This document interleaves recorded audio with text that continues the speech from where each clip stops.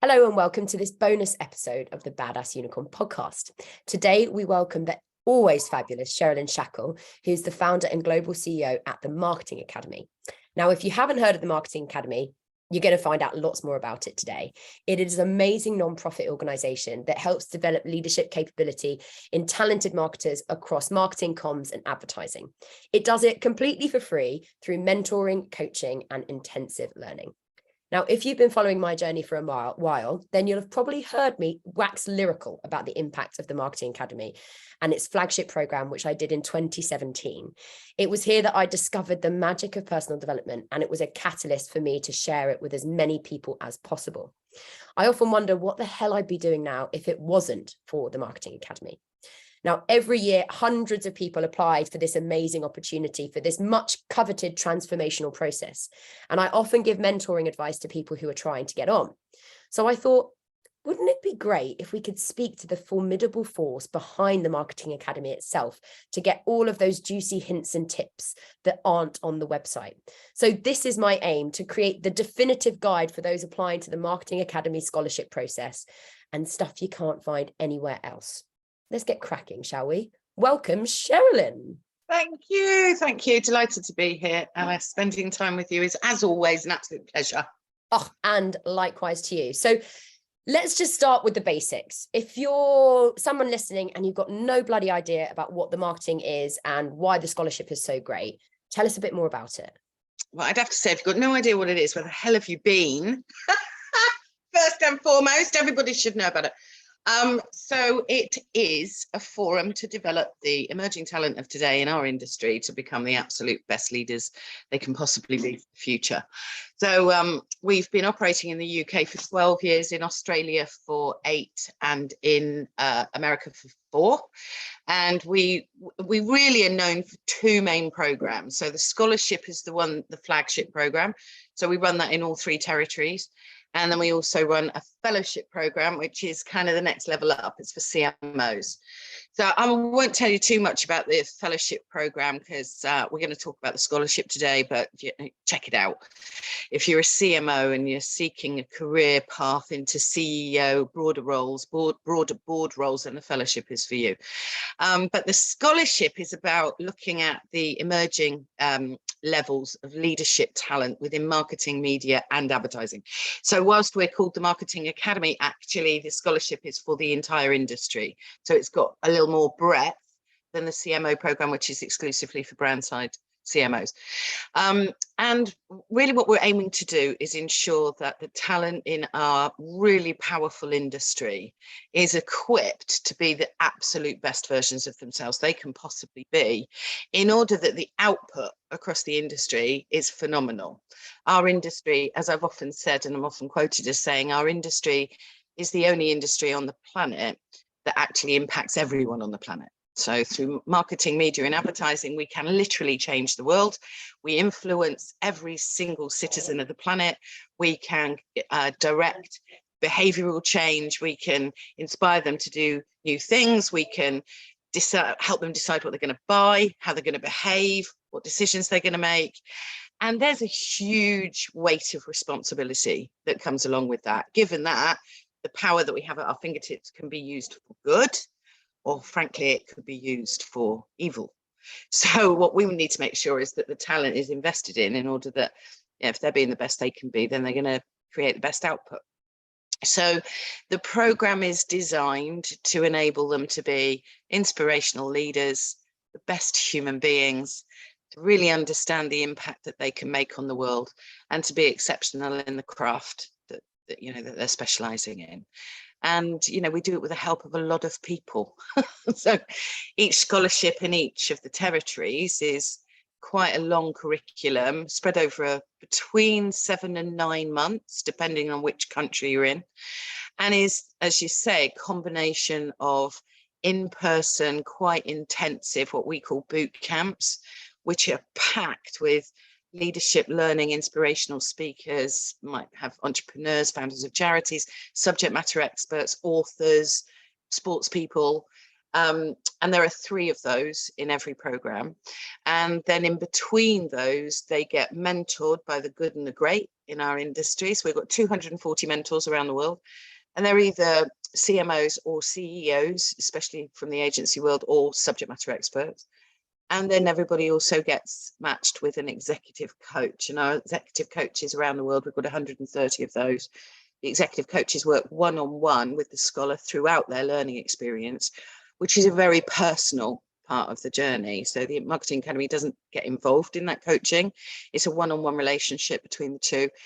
And our coaches gift up what is effectively around 10 hours of their time to spend one-on-one with the scholars, so the scholars can help figure out the best way to utilize what they're learning, to come up with the best path and solutions for themselves, you know, to really understand how they can make a difference. That's what happens in the coaching relationship. So probably about 15 days time commitment for a scholar over the period of duration.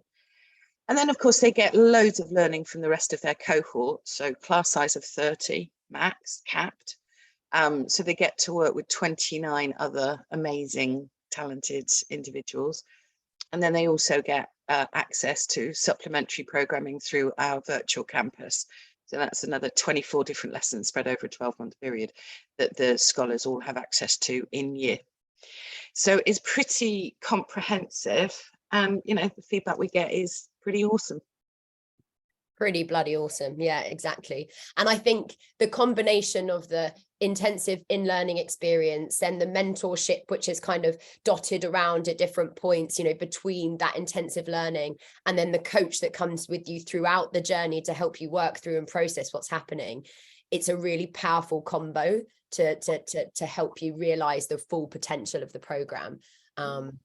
And coaching of itself for 10 hours is a huge, you know, a huge value add. So yeah, it's absolutely huge. So all right, people are sold. We want to apply for the Marketing Academy scholarship. Let's talk a bit more about the application process then. So tell us first, how many people do you have being nominated for a, you know, typical cohort of the scholarship? It's different every year in every country. So, you know, some countries, you know, are higher than others one year, and, you know, it flexes. In the UK, I think the average is around about 800, something like that, and it goes up and slightly down. It's never much down from that. So it's quite high, and our criteria is quite tight. You know, they really do have to be the best of the best. And here's the first thing everybody needs to know is you can't just apply. You have to be nominated. You have to be nominated by somebody who thinks that, you know, you'll love it and that you're worthy of it. And it can be, a lot of people think that just their bosses can nominate them. That's not true. Anybody, you can be nominated by anybody. It does carry a little bit more weight if it's somebody very senior in your organization, but it doesn't matter. You know, you can nominate your friend, you can nominate your partner. Agencies nominate their clients quite a lot. Clients nominate people within their agencies quite a bit. So it doesn't really matter who nominates you, but you can't just apply. You have to get the nomination first. And then you receive your invitation to apply. So you're then invited to apply. And so basically, we ask the industry at large to almost make the first cut of selection for us, so that we know that anybody that's been nominated has already been kind of pre-selected, in that the nominator will already check that they meet, as far as they're concerned, our core criteria, which you can see published on the website. And that means that we can have a more manageable number to assess every year. It's quite a long process. The assessment takes around about 3 months for us to select a cohort. So it is quite resource heavy, resource intensive. But once you get the invitation to apply, then you get all of the information you need to know about pulling together your application form, about the pitch stage, which is stage 2, about the panel stage, which is stage 3, and you get all of the information that you need to know. So the process is split into those 3 stages, and people progress along those 3 stages. Okay, brilliant. So you've been nominated. It doesn't really matter who nominates you, but it always carries maybe a bit more weight at the beginning if it's someone senior in your organization, or maybe a sort of like friend of the marketing academy sort of No, thing. that doesn't carry weight. That doesn't carry weight. That would be unfair. Okay, good. Well, this is the important thing to flesh out. Yeah. Right? It doesn't carry weight. It does carry just a little bit more, just tiny bit of differential if you're nominated by somebody within your organization who is very, very senior. We actually, and why is that? Why does it carry more weight? because it's more of an endorsement. So we do have you. We'll talk about the endorsement in a second, but it's just an additional external endorsement from somebody who's been there, seen it, done it. So, you know, we're mad, passionate fans about the wisdom that's around the industry. And therefore, you know, if you're nominated by somebody quite senior, it's going to go in your favor. It's certainly not going to go against you. And being nominated by somebody within the marketing academy community is not going to go against you at all either. It just doesn't go necessarily for you. It's a bit of a myth. We've had feedback from people in the past say, so to get in, you've got to get nominated by somebody within the academy. And that's just not true. Just isn't true. It's not relevant. It's not even measured. Good. All right. Well, I'm glad we cleared that one up. So you're applying for the Marketing Academy now. You've got to supply, if I remember rightly, a CV, a letter of endorsement, and then a showcase me. Tell us a bit more about each of those. So the CV is actually more important than people think it is. Each of those three segments are individually assessed. We're looking for slightly different things on each of the three. People think that it's okay to send in, you know, their normal bog standard CV that they might send into a job. So it's important to realise and know you're not applying for a job. It is not, and none of it will feel like a job interview or a job application. So what the CV does in a very quick snapshot is evidence the core criteria that we're seeking on the selection criteria, which is public knowledge. And that is about the length of experience, the leadership capability, the leadership experience, what other things you're up to, other interests, etc. So the first advice I would give is assess your CV, write your CV against our selection criteria. Every single time you apply for a job, you're going to want to nuance your CV anyway, because they're going to be a different skill set companies are going to be looking for if you apply for a job. So when you're applying for the scholarship, you need to be looking at our criteria and thinking, how can you evidence our criteria on your CV? Because that's the first thing that we assess. And if we don't see the criteria matched strongly with evidence on a CV, you can lose 50% of the point scoring. So, you know, if we really don't see any of it on the CV, you're unlikely to go through. It will be quite an automatic move to take you out of the process. So it is more important than people think it is. So that's what we're looking for in the CV. It's the evidence against the criteria. What we're looking for in the CV, sorry to jump in, but quick one on the CV. Okay. One of the things that I did, and it was recommended by my ex-boyfriend's mum, who was did public health, selected people for public health positions, was at the end of mine, I wrote down all the criteria and I specifically went through with bullet points about how I answered each criteria. So it was longer than a standard CV, but they had a page that said, this is how I reference the leadership stuff. This is how I reference the giving back. This is how I reference X, Y, and Z. Nice. Yeah, that's nice. It's really nice. So we thought long and hard when we ran the selection process, and it hasn't hugely changed much, if I'm honest, over the last decade. But we did think, you know, do we do an application form? If we do an application form, it could be really prescriptive. You know, we want to know this, and this. But the bottom line is people are far more than just our criteria. So, and that's why we like to see the CV. So I like to see all the other stuff. You know, you can put stuff in it that's not against our criteria. Your solution is actually pretty smart, and, you know, no doubt would help. So if you all do it, then maybe we'll rethink it. But I do think that that's going to help. But we don't want to miss the magic of the rest of the stuff, because there are, whilst we publish the criteria, there's a lot more that we're looking for outside of that. And, you know, it's important to us that we look at people who they might only tick, you know, they'll say we're point scoring on 1 to 10. They might tick one element of the criteria on a 3 out of 10, but they might have something additional that's not on our core criteria that's amazing that we'll see in the CV. An example might be really fast progression, right? So moving from getting promoted from one job to next job to next job to next job quite quickly. That's not on our criteria, but if we see that in a CV, that's going to score some points. So we have to be, we're really tight on the core criteria, but we are looking for all of the other stuff as well. Your tip's a good one. Okay, but that's useful then. You're looking at, if you're applying, you're looking at the criteria and you're giving a score of, 1 to 10 for each of those criteria. And then you're adding that criteria score with the endorsement, with the showcase meeting. That's right. The final score. That's exactly right. And does it need to be a super slick, fancy, sexy CV that you've done on InDesign or someone's done for you? No, because the showcase measures your kind of creativity and, excellence of output. No, CV doesn't need to be anything special at all. The only time you need to put into it is to really thinking about, does this CV stand me out? Does it reflect exactly what I've done? Am I including all of the bits that maybe would be in addition to what they're looking for?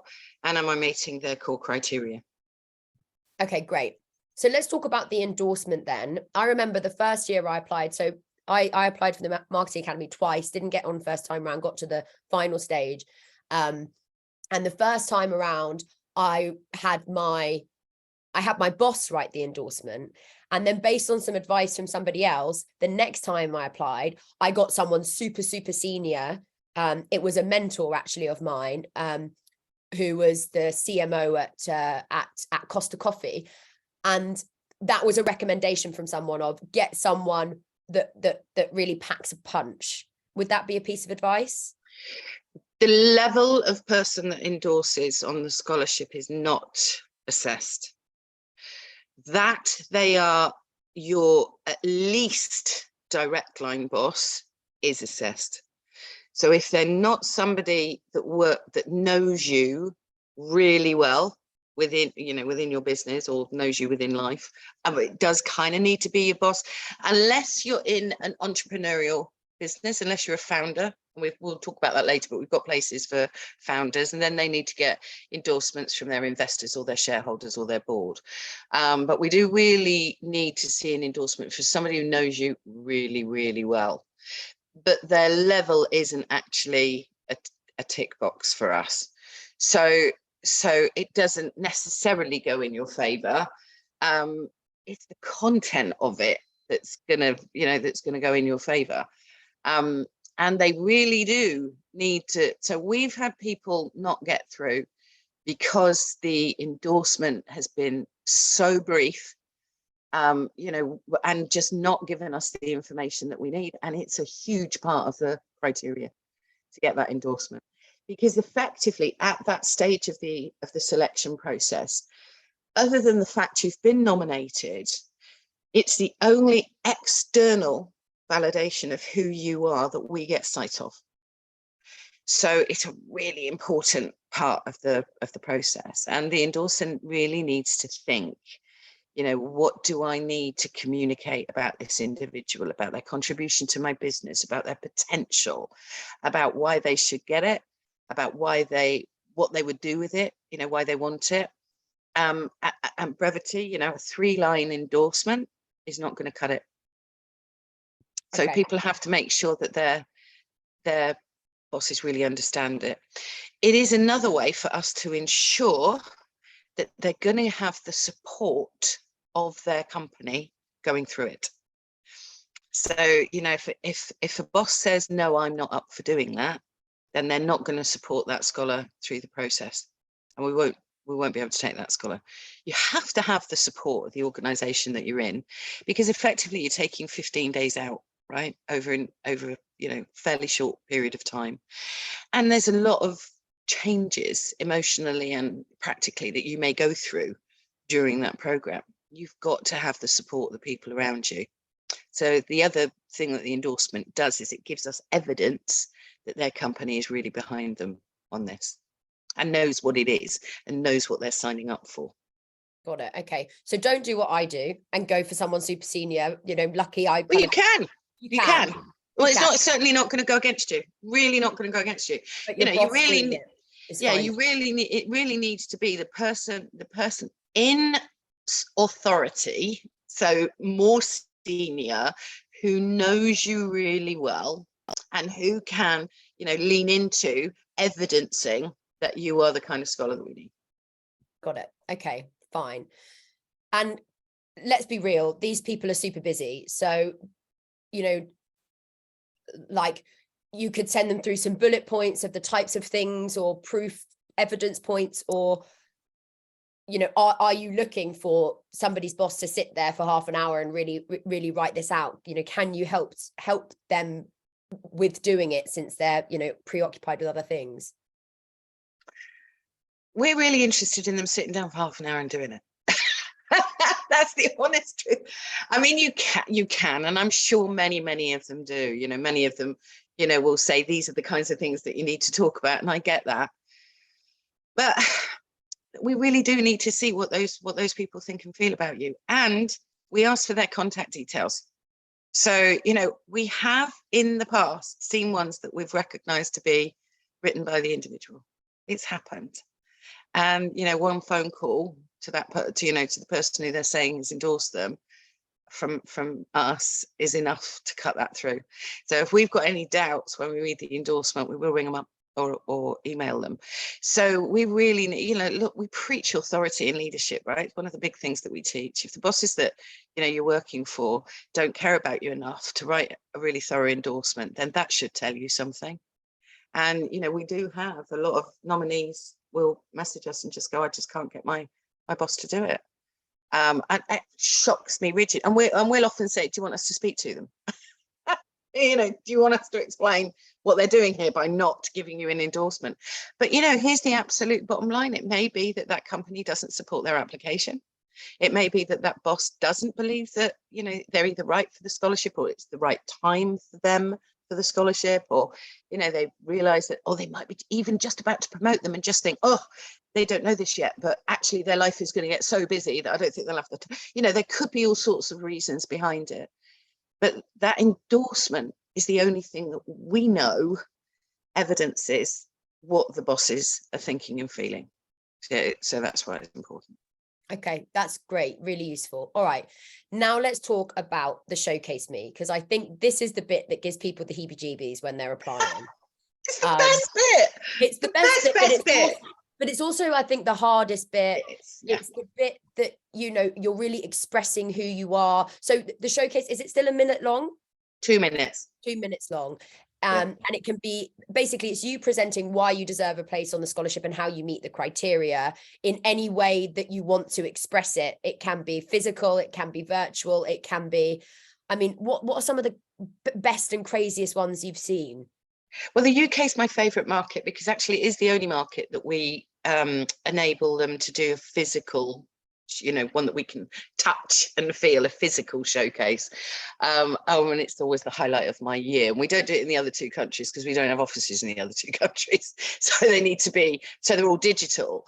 And that's tough for us because it's actually harder to differentiate digitally, with a lots of them just choose to do a headshot into their phone, and therefore it's actually harder for us to assess it, and it's harder for them to stand out, which means there has to be a slight more reliance on CV and endorsement. But in the UK, that's never been the case. We've always given people the option to do the physical showcase. And from a physical showcase perspective, we've had, you name it. We've had them, we've had banners, we've had balloons, we've had cakes, we've had thing like games. That's quite popular, I don't know why, but games, like you play a game to find out who this person is. Super creative stuff. Look, we get lots of chocolate as well. I don't know why that is either. I think we must have tweeted about it in the past. We do get lots of chocolate. To let everybody know, chocolates are good, but they don't get you onto the scholarship. No, they don't. They don't. The creativity you display around it might. So we get hundreds and hundreds. So every year, and they're all different. So it's quite. We got a chair once. Oh, and once we got a prosthetic leg. I think we managed to get it back to them. But, you know, we really do get some really unusual stuff in the physical ones, which is really cool. So it isn't, so what we're measuring for on the scholarship, we're measuring for creativity and originality. And it's important to know that, because we don't put that on the selection process, but that is, you know, it's a way to stand out. Remember that around the world, it's way over, it's like 2,500 around the world, you know, it's huge. And, you know, you want to try and at least just to cut through that. Every single one is assessed, but originality, creativity, and execution are 3 of the things that we assess.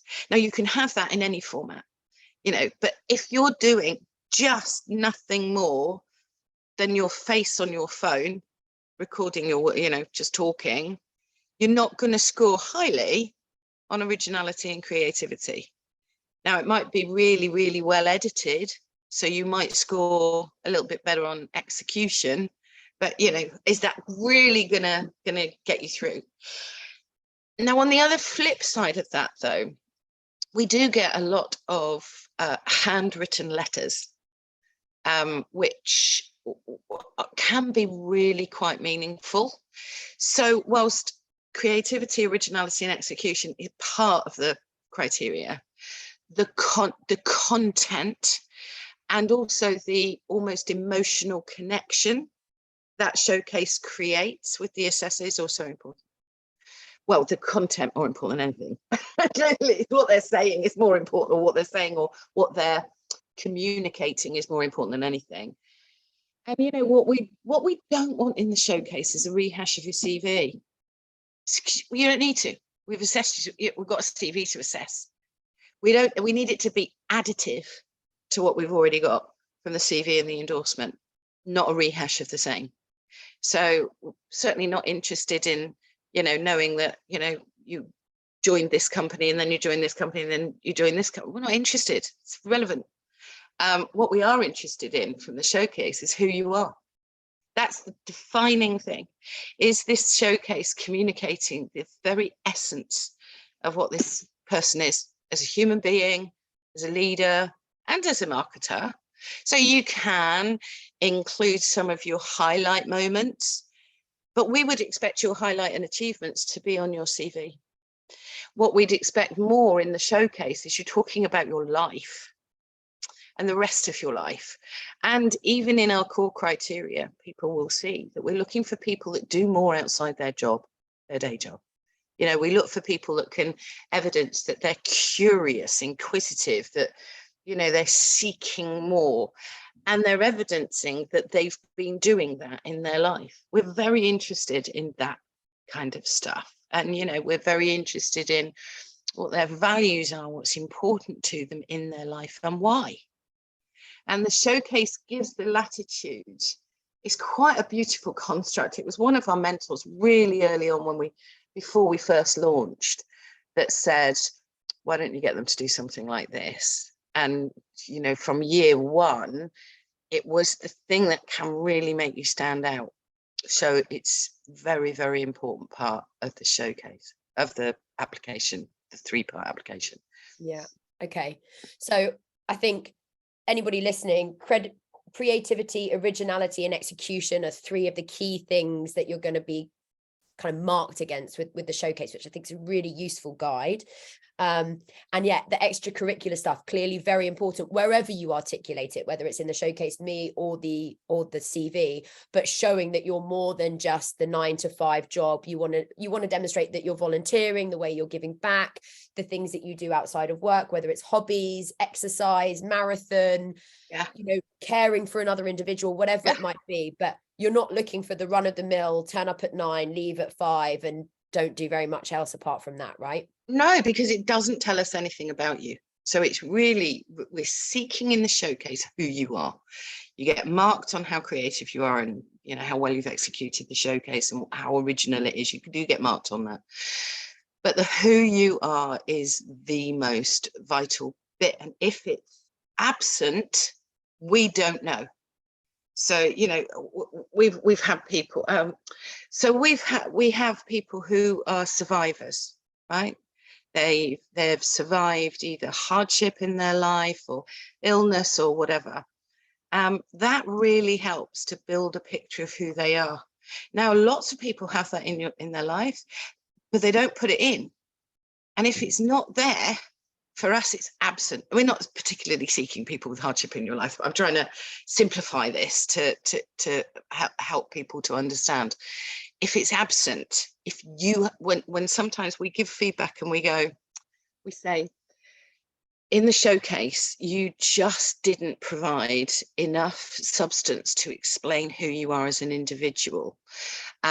We didn't see, for example, the things that you are outside of the workplace. And they go, oh, but I do this and I do this and I do this and I do this. And we go, well, it wasn't in there. So if it's not in there, it's absent. You know, we can't even mark it. So you're losing points all the time. The more about you that you share in that showcase, the better.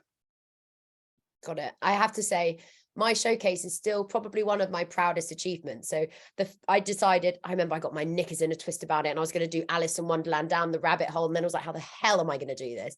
And then one of my ambitions still to this day is to be on Desert Island Discs. I'd love to be impactful enough and have enough reach that I am selected to be on that. So I created a Desert Island Discs in the future of me after the Marketing Academy. And I remember I sent a USB of it in as a message in a bottle with sand in it. Lovely.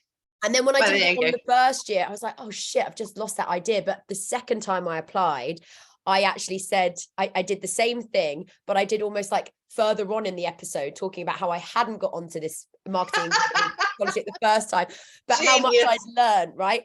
And then Genius. There I got an oyster from Selfridges. I was like, where the fuck do I get an oyster from? So I had an oyster. I bought a pearl earring, and this time the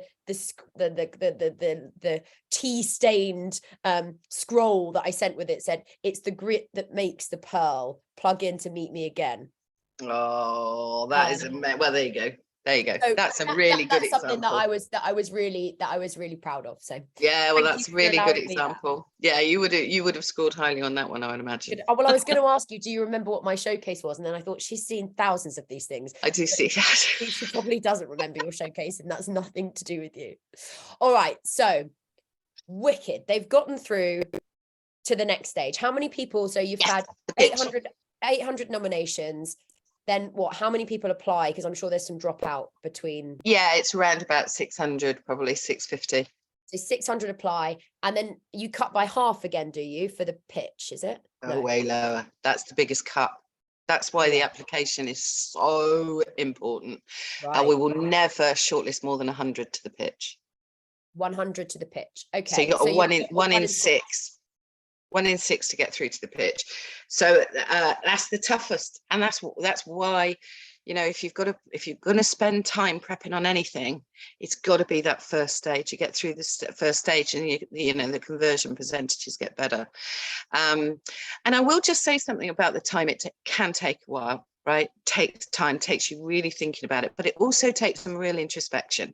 And the feedback that we get a lot is that people value the process that they've gone through to create that 3-part selection, which we're delighted about, because we always knew that it was fairly onerous. You know, sometimes it's a lot of thinking, and occasionally, and we'll see it in the output, it's a lot of time to create it. But the process that you go through just in thinking through your application can be hugely beneficial to you.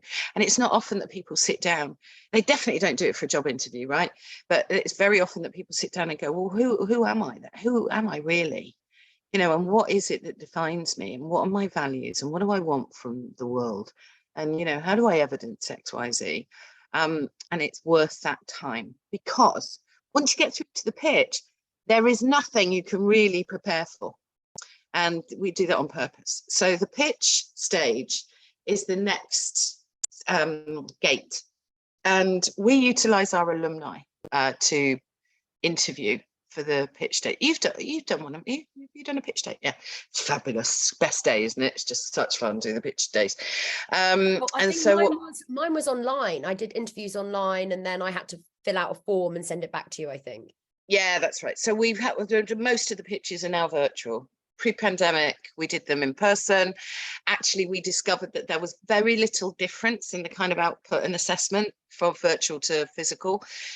So we switched to virtual everywhere for the pitch stage. So the pitches tend to be on a Zoom. And as I said, we shortlist 100. So we have about 15, 16 assessors at the pitch stage. And this is, it's quite robust in that at this stage, the pitch judges, so somebody like yourself, Alice, will be given a brief that says there are 5 areas that we'd like you to probe, and these are the probe areas. And then there are some very, very specific questions we want you to ask. And this makes sure that there's consistency across the assessment. So very specific questions that need to be answered. The pitch stage is fairly short. It's 30 to 40 minutes you're pushing to get everybody in on a day. So 30 to 40 minutes max. And at the front end of it, you are invited, the candidate is invited to do what is effectively around about a 10-minute pitch. And the pitch is really a little bit of who am I, but the pitch assessors will have reviewed the CV, endorsement and showcase. So it's a little bit, who am I? But it's why do I want it? What's going to make me stand out here? Why do I really, really want this? So you get the opportunity in free time to just talk through what that is. And then you get asked some very definitive questions. As I said, they're consistent across everybody, so everybody gets the same questions. There's not a massive amount of time to question the answers because there's very specific things that we're looking for at that stage. And then some practicalities, just some checkboxing about, can you make all of the dates? Can you make the panel stage, practical stuff? And then it's done. So there's not a massive amount of pre-prep that you can do. You don't know who you're going to meet. You won't know who you're going to meet until you meet them.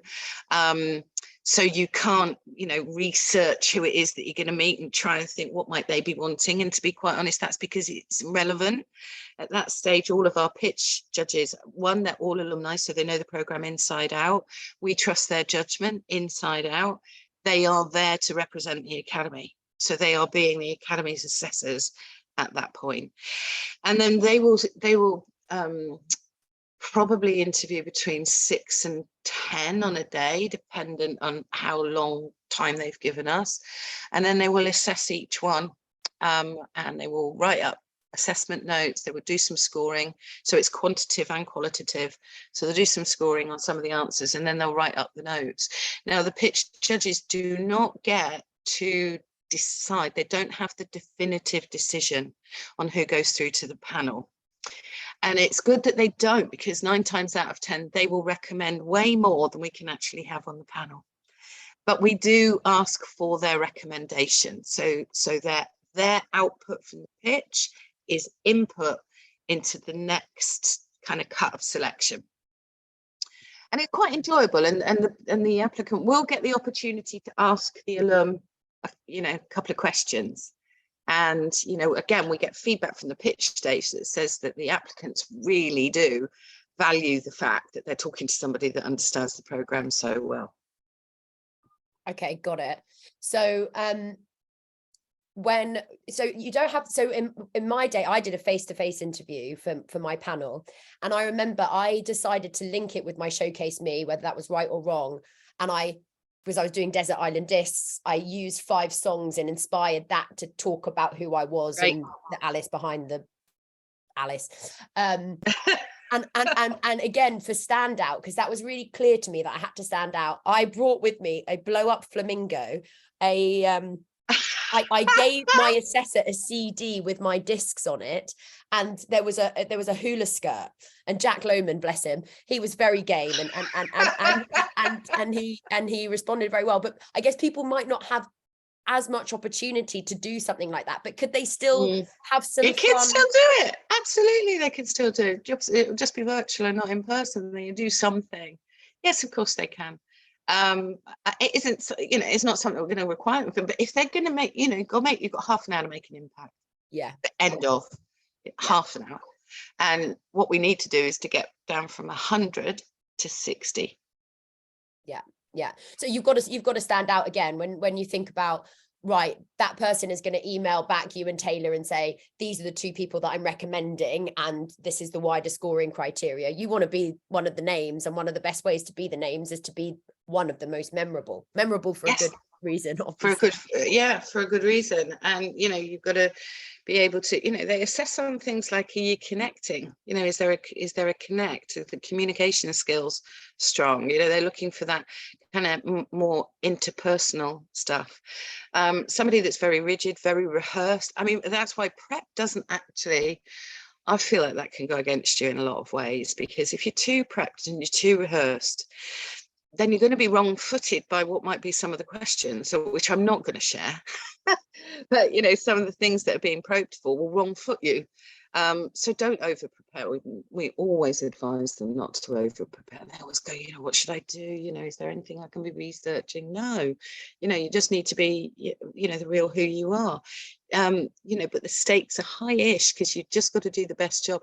And that's the thing that we always say to all of them on every step of the selection. Just do the best job. Just be the best you can be. And if it's right for you, you'll get on. Yeah. Okay. Right. So you're now through to the panel stage. You're in the last 60, right? So you've got a 1 in 2 chance at this point.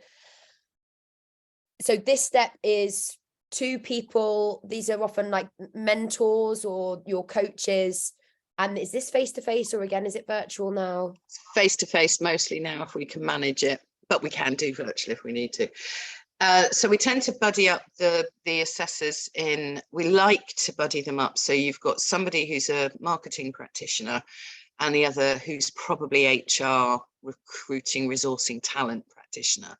So the ideal combo on a panel will be a CMO or an agency CEO and an HR director. That's the perfect combo on the panel. It doesn't often work out like that. These people are all gifting their time. And we put them into 2-man teams. They interview 6 people a day. So it's 10 panels, 20 judges. They interview 6 people a day. And this is a much deeper dive into who you are. So they get a very thorough briefing. I mean, just the briefing on the panels, a good hour of their time. They get a very thorough briefing on what we're looking for. But we do not prescribe questions. So every single experience will be slightly different.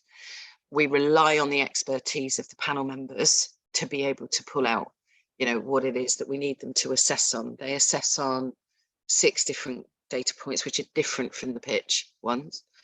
And again, I'm not going to share those, because we suddenly have everybody meeting every single part of the criteria.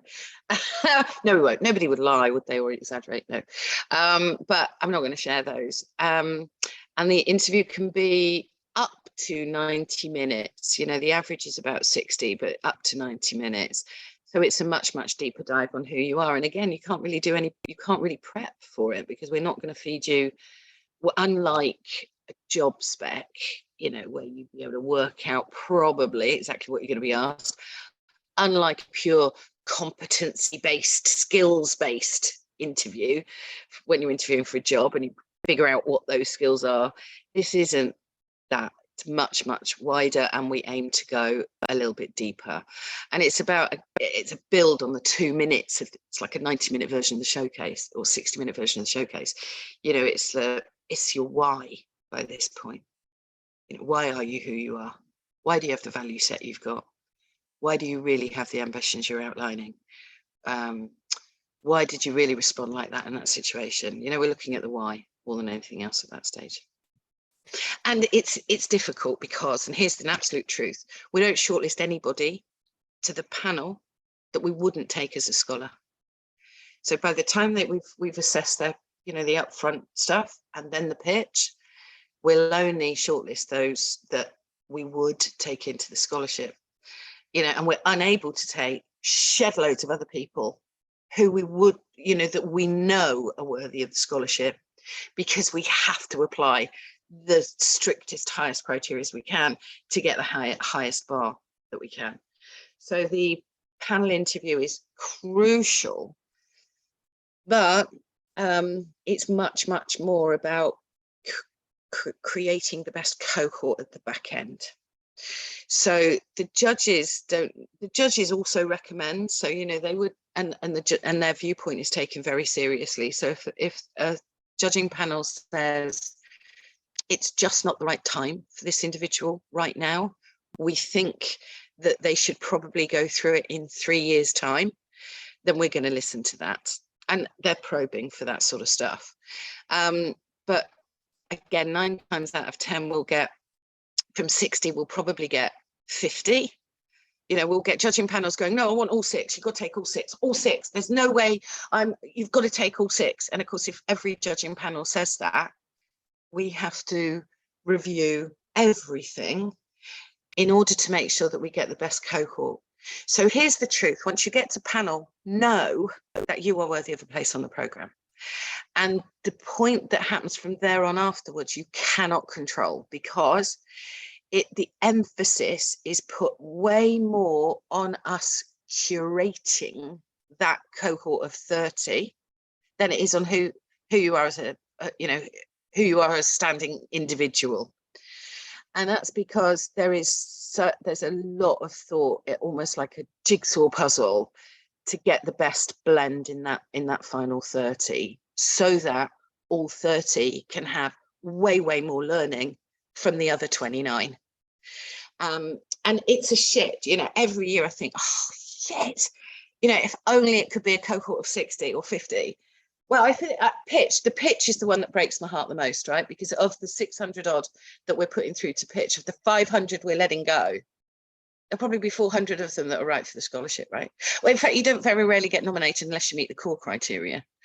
But at that final stage, when by that stage we really know them well, to have to say to 30 that they're not through is the hardest thing we ever have to do.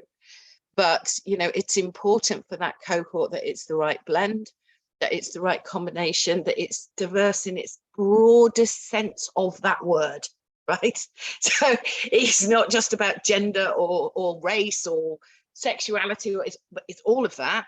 But it's also diverse by sector, diverse from thinking, diverse from style.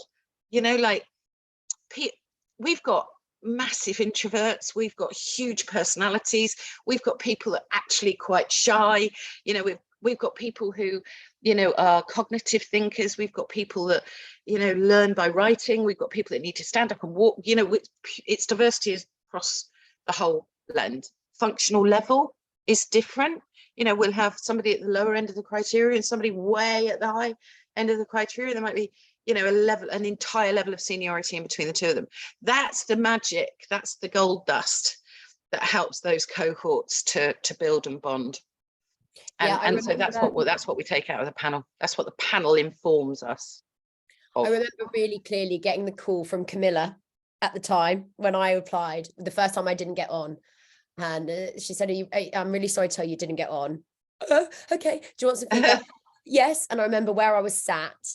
And I remember one of the key things she said to me is, Alice, you've got to remember, when I use the word quotas, I mean it in the loosest sense of the word, but it's like, we're not going to have 10 agency people in this cohort. We want to have people from agencies, from client side, wildcards, entrepreneurs, this, that, and the other. And so you have to remember that you are fighting for 30 places, but it is also dependent on how many people from that kind of are similar to you in a way have already been selected. Exactly right. It is exactly right. And we've got there's 10 different categories, so it's like B2B brand side. So say brand side, we go, B2B, B2C, public sector, and then we've got entrepreneurs, and that's also broken down. And then we've got creative agencies, and that's then broken down. And then we've got media agencies, and that's broken down, and media platforms, and that's broken down.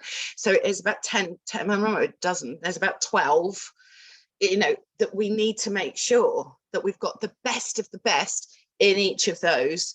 And then we overlay that with style, personality, and character. And then we overlay that with functional depth. Where are they on their leadership journey? So it becomes it, you know, is the most important part of the whole process. And it's one of the reasons why we need so much input to be able to make that call.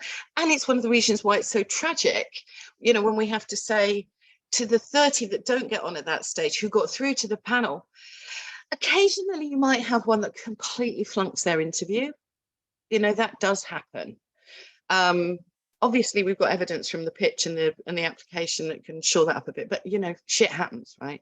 I mean, just have a really bad day and they just didn't communicate who they are.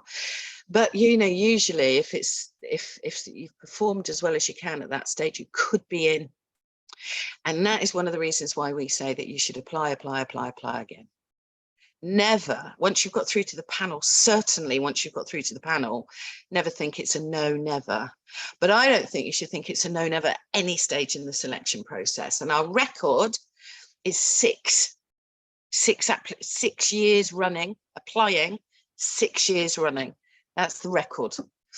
So, you know, you really can't, you know, there's a whole span of, there's almost a decade of your life during which you can go on the scholarship. So just because it's not right for you one year, for whatever the reason, it could absolutely be the right year for you the following year or the year after that. Yeah, I remember very clearly hearing, you are right for this, it just wasn't the right time. And I got this really useful feedback which I then worked on, and 2 years later when I applied was able to demonstrate that I'd acted on the feedback that I'd gotten. And I was quite early on in my career. And I remember Camilla saying, you know, compared to some of the other people who've been in corporate roles for the best part of 15 years, you know, that they were a bit more finessed, a bit more this, a bit more that. And so the feedback in itself was incredibly valuable as a learning and growth tool for me to go away and say, okay, these are the things that I'm going to work on so that I become a better version of myself. And hopefully I can get one the next time that I apply. Yeah, and we will actually give feedback to everybody if they ask for it. It is impossible for us to give verbal feedback to the 600 at stage 1, which is a bit of a shame. I get it, but you know, we're a not-for-profit. We don't have very many employees, and we can't resource having 600 phone calls or 500 phone calls with people to give them feedback. But once you get to the pitch and panel, you start to get some really robust feedback. And then the choice is yours as to what you want to do. So if you don't get through, those are the reasons why. And if you get through to panel, you know, that's a big thing. Get through to, that's 60 from 600. Yeah. And some years it's higher than that, right? So some years it's even more. Yeah. Okay, cool. I think this is going to provide some really useful information to anyone thinking about applying. Let's talk now a bit more about the legacy. So, you know, what makes you proud of the work that you're doing at the Academy, and what are some of the best examples that you've seen of people who've really taken it in the way in which you would love it to serve them? So I get it. Oh God, there's so much that makes me just so proud of them all. And we've got I think we've got 600 now, 600 alum of the scholarships around the world.